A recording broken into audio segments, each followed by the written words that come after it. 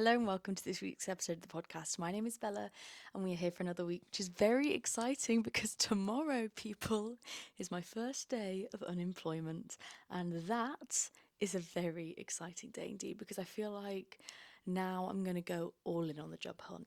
I've been doing it like bits and bobs, but doing it whilst there's everything else going on. And I think because I also do have the podcast as a distraction for like feeling that need to feel productive, it's very easy for me just to be like, it's fine, it's fine, it's fine, it's fine. Like kind of like burying my head in the sand. But come tomorrow, that will no longer be the case. And so I'm on it. I'm going to be on it with everything. I've decided to go home for 5 days because I feel like having a bit of a break from Manchester will be really nice. And also, I've been in this role for 18 months.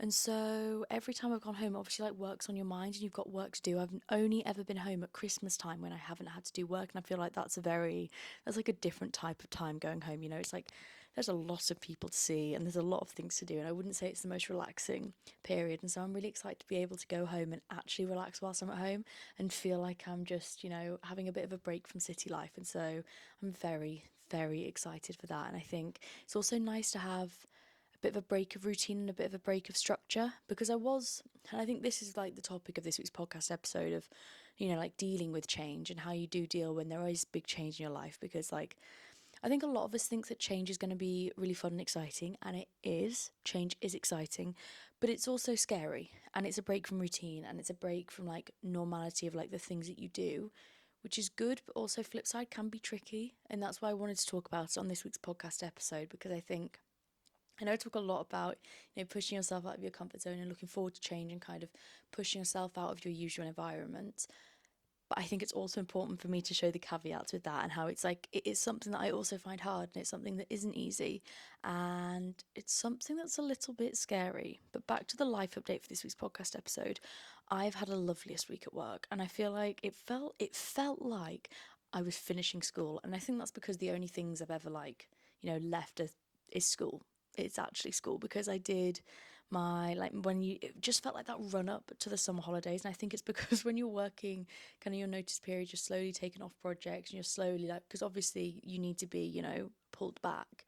And so having like the leaving drinks and being able to say goodbye to everyone just felt really lovely. It was really, really nice and really nice to like end it in such like a positive way and feel excited about the next step, because I think that was the thing I felt saddest about leaving was like all of the people, because it's such like I made such lovely friends, but I knew it was the right decision. And I think that's the thing of like, in your gut when it's the right decision. And it was the right decision. And I don't have any of that anxiety now about whether it was the right or wrong decision. Like, I feel still very confident that I did do what I was like, that I made the right call. And so, yeah, tomorrow's going to come and I'm a little bit nervous about it. But we went out on Friday for my leaving drinks and I don't know what it was, but yesterday was the worst I've ever felt hungover wise. It was honestly horrific. I thought I was dying. I woke up, went, right. I told you that I booked the sauna and the ice baths, right? So I booked this as a Valentine's Day thing, and I thought, you know what, it'll be fine the day after my leaving drinks. Like, it's not going to be that crazy. It'll be I will be fine. If anything, it'll get me up and out of the house. So I booked it for 9:45 a.m., thinking this is great. This was not great. This was never great. You should never book an activity for the day after a night out, ever. Ever. And I know this. I know this about myself. And I know this that I don't want to do these things. But I was just so optimistic. I was so optimistic about what I could achieve yesterday because when my alarm woke up and I realised we had to get out of the house and go to an ice bath and sauna, and also I didn't know what it was going to be like. I didn't know if there was going to be loads of people there. Was it going to be really busy? What was the vibe? I couldn't tell you. Started to get very nervous about that. And so when we arrived, though, really, really lovely. Like, there's three different ice baths. One was like not that cold. One was medium cold, one was very cold. And then you have three different saunas. So you have like an infrared red sauna, which was not that hot. Like, it was just fine. It was quite nice, to be honest. It felt just like a warm summer's day. Then you have the social sauna for like chatting in, and then the sauna if you don't really want to chat, if you just want to chill. And having those three there with that was like I was worried that it was going to be really uncomfortable and that we were all just going to be like waiting around and things like that. Not at all. It was fully booked and it wasn't that busy. And I think a few people did arrive late because I think a lot of people had gone on, like, you know, if you're going on a night out before, whatever happened, you know, getting there for 9:45, it's quite early. Like, we got there for 10 because 9:45 just wasn't happening because the Uber didn't pick up. But we arrived, the people were really friendly, everyone was like nice, but like you could chat if you wanted to, I think, but like also not like too, you know, sometimes where it feels like forced chatty. It didn't feel forced chatty. It was just a really nice experience. But that ice bath was cold. I'm going to put the photo of me on it here if I can do that. Hopefully there's a picture here. If not, check my Instagram story. That was awful. It was genuinely freezing, and everyone told me it'd be nice and refreshing, and it just wasn't nice and refreshing. There was nothing nice or refreshing about it. I felt it was freezing. To be honest, it was absolutely freezing. And sometimes I think when you're hungover, yeah, push yourself, but sometimes you just need to look after yourself. You just need to know your limits. And I didn't know my limits that day, and it was bad. It was honestly really bad. But by the time 10:30 had hit, not only had I been in an ice bath, in a sauna, showered, dressed, we'd gone out for coffee, got a cake. Honestly, we then went to Lidl and I just had to say to my boyfriend, I can't, you're just going to have to do this. And I had to go sit outside at the bus stop because I just could not face it in the slightest. And then I slept for the rest of the day, came home and literally slept. And the worst part about it, and this was like so annoying, was it was such a beautiful day. It was so sunny, so nice, but sometimes you can just push yourself too far. And the sauna and the ice bath pushed me far enough already. And so we started watching The Irishman. Really good film, to be honest, but 3.5 hours long. So I lasted 40 minutes, classic. And then said I would come in here to do podcast stuff. I scrolled. I scrolled for 50 minutes, I realised, and no regrets, because sometimes you're just getting through an hour, okay? I was not feeling very well. I was getting through the hour. And then all of a sudden, something switched in my brain. I don't know what it was. I had some sugar. The ADHD became stronger. I can't tell you. But anyway, I was in a great mood. I was very hyper and excited and happy. And I think that is why resting is good. Because if I'd have pushed through that day, I could have ruined the entire day. And so we went out for dinner at Hong Tai. Delicious. If you live in Manchester, you should go. It's my favourite restaurant, I've realised.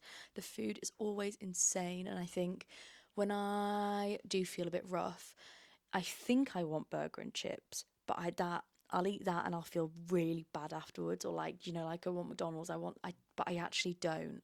I got to think long term about this, and I'll feel better. Like I had tom kha soup, salt and pepper chips, these chicken like delicious in a sweet chili sauce. Then like the soup, we had one each, delicious. Left it, felt lovely. Came back here and edited the podcast till 1 a.m. because needs must.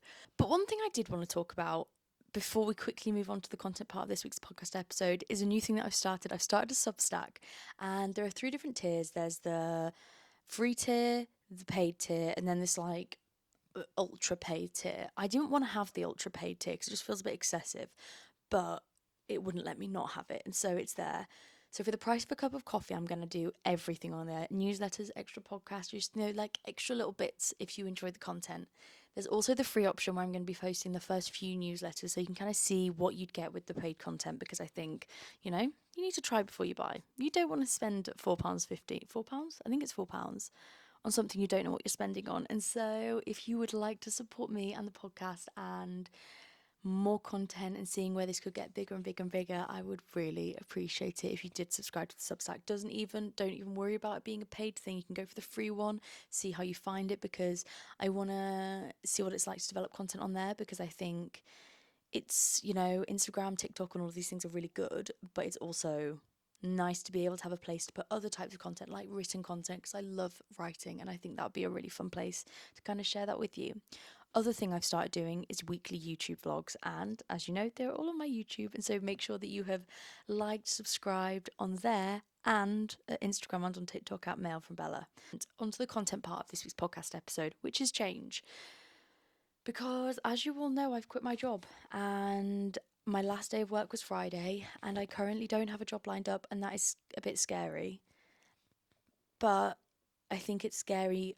A lot of that fear comes from it being different and change, because I think I realised last week when I was kind of really thinking about the fact that like I won't have this routine ever again. I won't be able to do these things that I'm so used to doing ever again.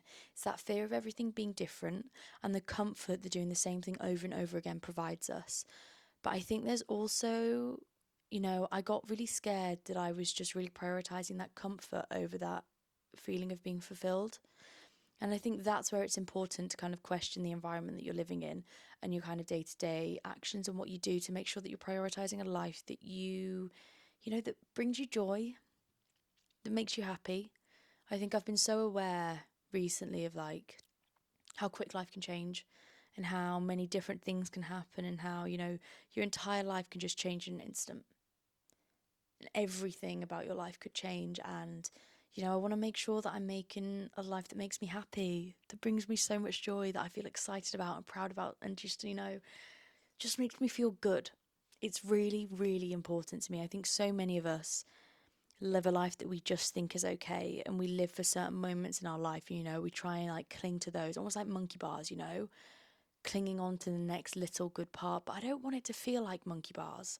I don't always want to feel like I'm jumping. And it's not to say in like your everyday life there can't be moments that are boring and monotonous and, just a bit meh.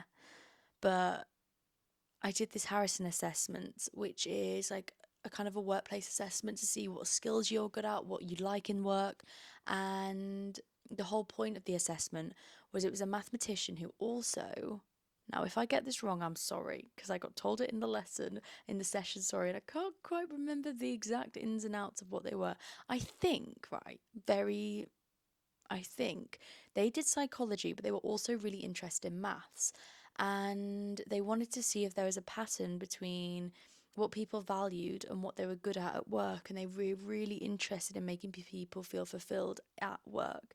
And so they created this Harrison assessment, which is where every you like have 20 questions and you have statements on each question, like 8 statements, and you have to rate them from what you relate most to what you relate least to. And like you go through on it, not to flex, but my reliability was 100%. That means I know exactly what I like and I look at exactly what I don't like. Like I'm very, very clear on that. And I don't think that's any surprise. Like I've always felt pretty clear on that. And it was really interesting to know these things about myself and already know them, but just have it reaffirmed. But the whole part of this assessment is, working out what qualities you really enjoy in work and how you can prioritize them more and find a role that kind of aligns with who you are as a person and what you're good at. Because the whole like thing is if you like your job or if you're good at your job, you like your job, you want to work harder at your job, you feel fulfilled in your job. It's like this positive cycle. But what I found really interesting about it was that they found out in order to feel fulfilled at your job, you need to enjoy 75% of it, which means you can also not like 25% of it, which is a day, If you have 1 out of your 5 days that you don't enjoy, is that right? 25%? That would be 4. Well, anyway, you get what I'm saying. There are parts of your job that you cannot enjoy, but you also need to be able to enjoy the majority of it.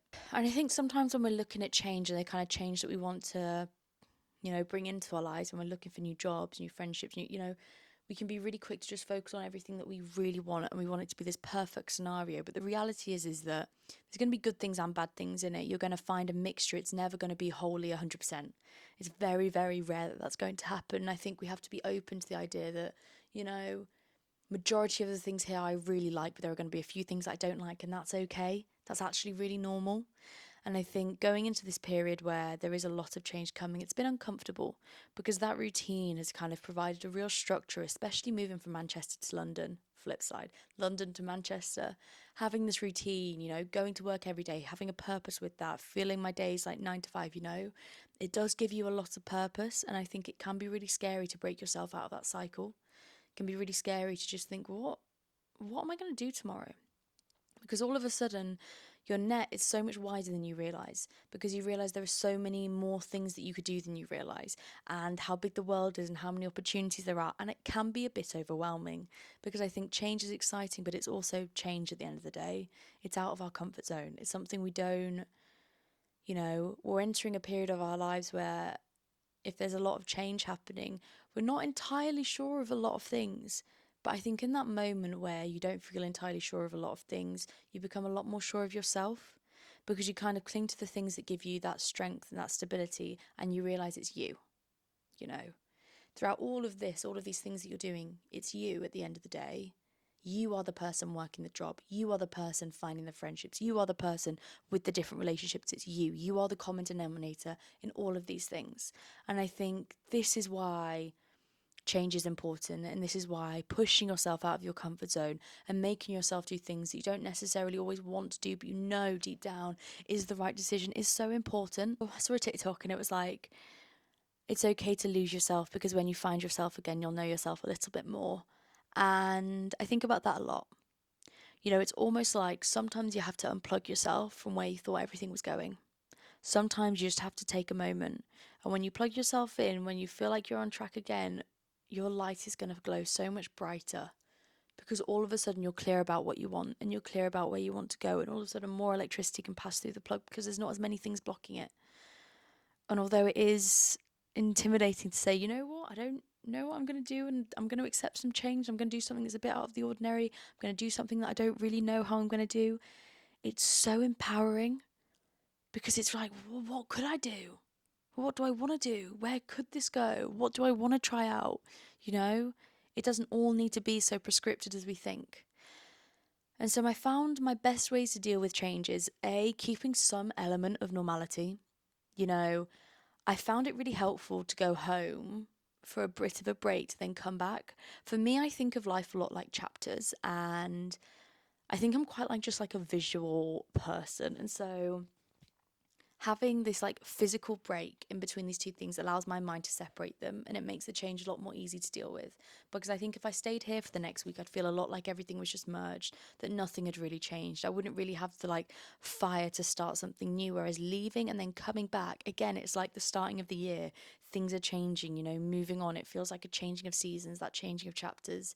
Having a bit of a switch up in your environment allows you to kind of reevaluate when you come back what you're actually doing, because I think sometimes we need a little bit of an outside perspective, and to get an outside perspective on our own lives we have to leave our own environment, because then it's just us, then there are a lot less distractions. And I think that's been another good thing about leaving your environment when you're about to enter a lot of change and you don't necessarily know where it's going to go, because it does give you that outsider perspective, which is really, really important for you to get that clarity that you want so badly. Because when you have that outsider perspective, there's just so many, you know, it's just easier. It's like there's not as many distractions, there's not as many other things to think about, there's not as many other things going on. You can really just lock in. But on the flip side of that is then when you come back, because there's the danger that you could just run away forever. You know, you don't want to do it so that you're going to this new environment and hiding. You're not hiding, you're just reevaluating, you're giving yourself that breathing room to think. But then when you do come back into your normal environment, when you come back into that, you know, environment that you call home, I think it's also important to have that bit of a structure. And I think this is what's going to make this period where I don't have a job and I am spending some time searching and thinking about what I want to do feel really positive, is having that structure and making sure that I'm not just working towards the goals of working out what I want to do next and finding a job. That's the main goal. We all know that. I don't like, that's obviously clear. But I think it's also, you know, how often are you going to have a time like this where you don't have anything else going on? It's going to be rare. Well, hopefully it's going to be rare. You know, might not happen again for another 2 years for me. And so I really want to think about like, what other things do I want to do to make myself more exciting and interesting as a person? I have so much more free time, and how could I use that in a really positive way? And there's like, I've been seeing so many TikToks recently about side quests, and I want to start so many, and I'm going to do a full podcast episode of the ones that I want to start. But I'm going to start doing Toastmasters, which is like a public speaking thing. I want to start doing some type of like class. I don't know. I've realized my gym does classes and I've never been to one, and I really think I should. And I think it's making this big bucket list of pushing myself out of my comfort zone in not just a work way, but in like a personality way. What ways can I make this a period of growth? Because it could very easily become a period of no motivation whatsoever and just, you know, but that's not me. It's never been me. And I know putting my mind to things and actually thinking, yeah, what can I use this for? And using it for something that makes me feel great, that makes me feel exciting as a person, that makes me feel like I'm growing and developing, is really, really positive. Because change, you know, I think change encourages change. because pushing yourself out of your comfort zone makes you realize it's not that scary. It's not that bad. You will be absolutely fine. You will cope with this. You will get on with this. And I think that's what makes change so, positive to do. Just such a positive thing to push yourself to do, because we can so easily become comfortable and live a life that we don't feel aligned to and live a life that we don't find meaningful. But by pushing ourselves out of our comfort zone, we realize that our comfort zone is boring. It's not, there's so many other things you could be doing too. And I think that's why learning how you can deal with change so it doesn't become so overwhelming and it's not something you're fearful about and it's not something you dread means that when new opportunities come up, which do mean change, you're way less likely to think, no, I don't want to do that. I like my comfort zone. I like where I'm at. You're more likely to think, why not? Why not? Why don't I just say yes and see what happens? So I think it makes you realize that if you don't enjoy it, you can still go back to what you had before, but you can't try something new by staying in something you've always known. You can't open yourself up to that realm of possibilities, if you only stick with what you know. But anyway, on to the question part for this week's podcast. And first question, how to choose the perfect city for my 20s. The city you live in your 20s is so important, but it's more important for what you make it than I think the actual location. So I've lived in Leeds, London, and Manchester, and obviously at home in Scarborough, but that's not a city and we're not counting that. And I think each one served a different purpose and each one was right for the moment that I really wanted to live in it for. And I don't think I'd have wanted to go to any of them in a different order than I had done. I think when you're thinking of where you want to live, you need to think about what's important to you. So when I moved to London, I'd always wanted to live there. It was a massive bucket list thing for me. I just felt like it was the right thing for me to do. I always wanted to say I lived there, and I was like, well, it's now or never. And there was nowhere else that was giving me the pull of wanting to live there. But once I'd lived there for 2 years, I was like, you know what? I'm kind of ready to move on. I'm ready for a city where I can walk around in the city, where I feel a bit more safe, where my money goes further, where I can afford a nice flat, where I'm closer to my family. And I think from that, I was able to then narrow down the cities that I thought I could go to. And then Manchester was the obvious choice. So I think choosing the city that you want to live in your 20s depends what period of your 20s you're in. I think in your early 20s, you want excitement, you want adventure, you want, something totally different than what you're used to, because then that guides your next city. I had to go for the Leeds. Leeds was my first city, and I think I had to go for a bit of a comfort one there because it was my first time leaving home. And I think that's quite nice. If the first place you move out of home to is a city and you choose one that is a bit more of a comfort one, I think that feels a bit more of a baby step. It was nice to have that baby step in between me going from home to London, because personally I'd have found London too much. But then it was nice leaving London to come to here, because I don't think I would appreciate here if I hadn't already known what London was like. And so I think the order that you pick things in is important, but also realizing that you don't just have to live in one place. And the reality of you finding one city and just staying there is really unusual. It's realizing that each of these places you choose to go to will guide your next decision. And it's making sure that you use those past choices to really guide what you want to do next. But I would always really recommend Manchester. Like, I have loved living here. I just love everything about it, and maybe you'll like it too. How to overcome your fears, like people judging, etc. You get older and people come into your life and people leave your life, and you start to realize that people's judgment of you is only ever temporary, because their interaction on your life is only ever temporary. And so there's no point wasting any time over it, because you have no control over it anyway.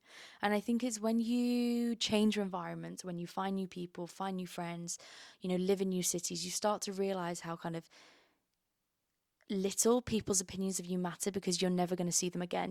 They're not going to have something that's majorly impactful in your life. They're not going to have that. Oh, that was really scary. I just thought I hadn't plugged in my camera microphone. I'd actually have cried. We're at a point now where we're too far in. We're too far in for the podcast not to have recorded. That would have been devastating. What was I saying?